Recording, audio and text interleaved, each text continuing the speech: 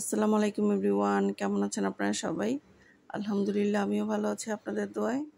আজকে আমি আপনাদেরকে খুবই মজার আর খুবই সহজ দেশি একটা রেসিপি রান্না করে দেখাবো। সেটা হলো ছোট আলু দিয়ে দেশি মোরগের ঝোল, আর সাথে তো দেশি মুরগির ডিম থাকবেই, না হলে তো আমার চলেই না। চলুন তাহলে দেখে নিই পুরো ভিডিওটি। এই জন্য আমি সরাসরি রান্নায় চলে এসেছি। চুলায় একটা প্যান বসিয়ে দিয়েছি, এর মধ্যে দিয়ে দিয়েছি রেগুলার সয়াবিন তেল। এরপর আমি তেলের মধ্যে দিয়ে দিব আস্ত গরম মশলা, এখানে এলাচি, দারচিনি, তেজপাতা দিয়ে দিয়েছি। এরপর আমি মশলাটা তেলে একটু ভেজে নেব। এরপর আমি দিয়ে দিব পেঁয়াজ কুচি তেলের মধ্যে। এরপর পেঁয়াজটাকে দিয়ে আমি আরও কিছুক্ষণ ভেজে নেব।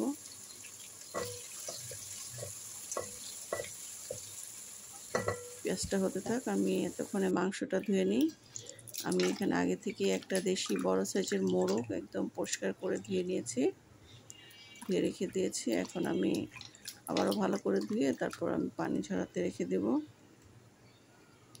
এটা কিন্তু একদম ফ্রেশ আমার পালা মোরগ, তো এই জন্যই একটু ঝোল করা আর কি।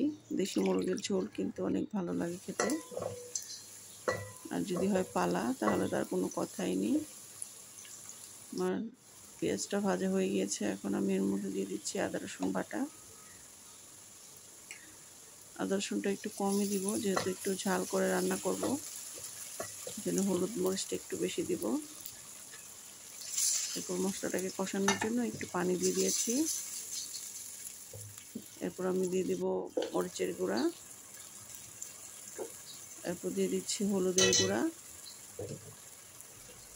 মরিচের গুঁড়াটা একটু বেশি দিয়েছি, হলুদের গুঁড়াটা একটু কম দিয়ে দিব। এই তরকারিটা যদি একটু লাল লাল হয় তাহলে কিন্তু বেশি ভালো লাগে খেতে। এরপর আমি দিয়ে দিচ্ছি ধনিয়া গুঁড়া,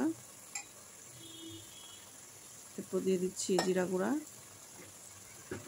জিরাটা একটু কম করে দিয়েছি, কারণ পরে যে গরম মশলাটা দিব এটার মধ্যে জিরা দেওয়া আছে, এই জন্য। এরপর দিয়ে দিচ্ছি স্বাদ মতো লবণ। এরপর মশলাটাকে একদম ভালো করে কষিয়ে নিব, কারণ মশলাটা ভালো করে কষানো না হলে মাংসের টেস্ট কিন্তু ভালো হবে না। এই জন্য একদম মশলাটাকে খুব ভালো করে কষিয়ে নিতে হবে। এখন আমি দিয়ে দিচ্ছি গরম মশলা গুঁড়া, এটা আমার হাতে বানানো গরম মশলা। আপনারা চাইলে কিনা গরম মশলাটাও দিতে পারেন, কোনো সমস্যা নেই। এটা দেখতেই পাচ্ছেন আমার মশলাটা কিন্তু খুব ভালো করে কষানো হয়ে গেছে। এখন আমি ধুয়ে রাখা মুরগির মাংসটা দিয়ে দেব।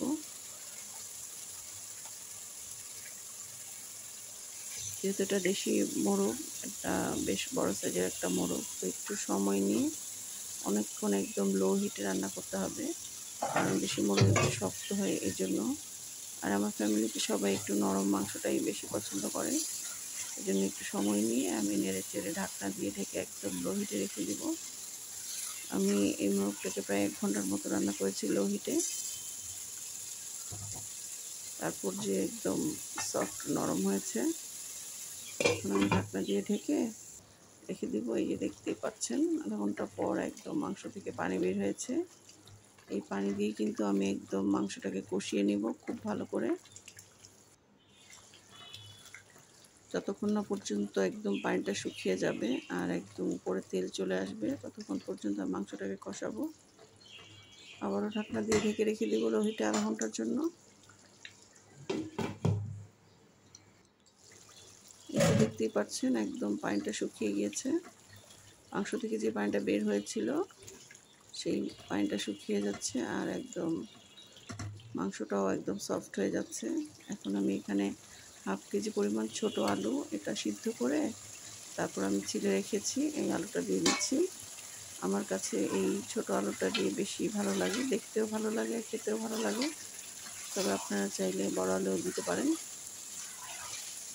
আমার কাছে এই আলুটা দিয়ে রান্না করলে বেশি ভালো লাগে। একটু ছিলতে একটু কষ্ট, সময় লাগে, কিন্তু খেতে অনেক ভালো লাগে এই দেশি ছোটো লাল আলুটা। আবার একটু ভালো করে কষিয়ে নেব। কষানো হয়ে গেলে এরপর আমি আমার পছন্দ মতো পরিমাণ মতো ঝোল দিয়ে দিব, যতটুকু আমার লাগে। ঝোল দিয়ে ঢাকনা দিয়ে ঢেকে রেখেছিলাম। এরপর দেখতেই পাচ্ছেন যে আমি কতটুকু ঝোল দিয়েছি, কারণ যেহেতু এটা সাদা পোলাও দিয়ে খাওয়া হবে এই জন্য একটু ঝোলই করব। আর এই যে এখানে দিয়ে দিচ্ছি 2টা দেশি মুরগির ডিম। এটা হলো আমার জন্য। ওরা আবার তরকারিতে ডিম পছন্দ করে না, কিন্তু আমার ভীষণ ভালো লাগে, এই জন্য আমার জন্য আমি হাঁস রান্না করলেও ডিম দিয়ে দিই, মুরগি রান্না করলেও ডিম দিয়ে দিই। আমার কাছে ভালো লাগে। আপনাদের কাছে ভালো না লাগলে কি স্কিপ করতে পারেন, কোনো সমস্যা নেই। এই তো আমি নেড়ে চেড়ে এখন আমি চুলাটাকে অফ করে দিব আমার পছন্দ মতো ঝোল রেখে। আমার কাছে মনে হয়েছে এতটুকু ঝোল রাখলেই ভালো হবে, কারণ তরকারিটা যখন ঠান্ডা হবে, ঠান্ডা হওয়ার পরে কিন্তু ঝোলটা আরও একটু শুকাবে, তখন কিন্তু আর একটু ঘন দেখা যাবে, কারণ আলু কিন্তু অনেকখানি ঝোলই টেনে নেবে। তো এখন আমি চুলাটাকে অফ করে দিয়েছি। আর এই যে দেখতে পাচ্ছেন তরকারির কালারটা একদম অনেক সুন্দর হয়েছে, খেতেও ভীষণ মজা ছিল। আপনাদের কার কার পছন্দ এভাবে দেশি মোরগ ঝোল করে রান্না করলে কমেন্ট করে জানাবেন, কার কার আমার মতো এরকম দেশি মোরগ ঝোল করে খান। তো আর আমার ভিডিওটি যদি আপনাদের কাছে ভালো লাগে তাহলে অবশ্যই লাইক কমেন্ট শেয়ার করে দিবেন। তো আজকে এ পর্যন্তই। এখন গরম গরম পরিবেশনের পালা। সবাই ভালো থাকবেন, অনেক বেশি সুস্থ থাকবেন। আল্লাহ হাফেজ।